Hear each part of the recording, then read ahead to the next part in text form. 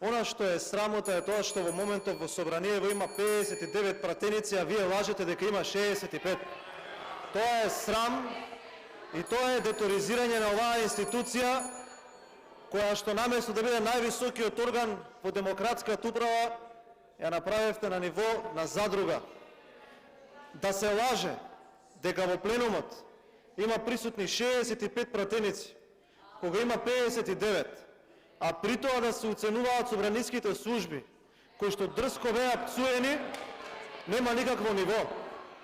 И само да се нотира, пред да давам мојот официјален предлог, и до тие председатели на комисии, и до председателите на собранието и до службите, работете се за работата по закон.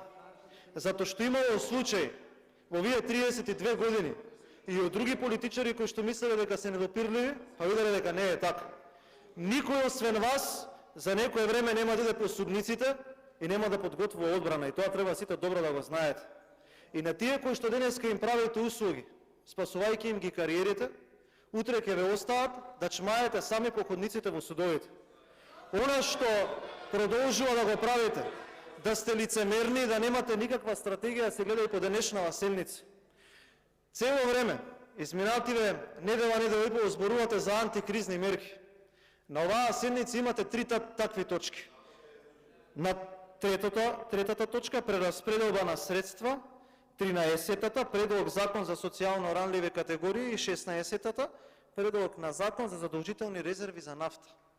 Тука ви се вашите антикризни мерки, а делумно што излажавте, а не ше доставени до собранието, се уште ги нема, за да може оној ваш премиер или оној кој што е паднат од Марса, ви ја врши функцијата вице-премиер за координација со економски прашања, да се шета наоколу и пред камерите да лаже дека владата е спремна и само што не ги понудила антикризните мерки.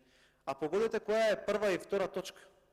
Првата точка е за Пенов да го направите министер, а втората е за оние уставни суди кои што незаконски сакате да ги протнете за да ја угодите на Кацарска, затоа што ало и трас судството треба да биде нели обслужено, затоа што ве вршеше услуги за кои што невини луѓе се во затвор.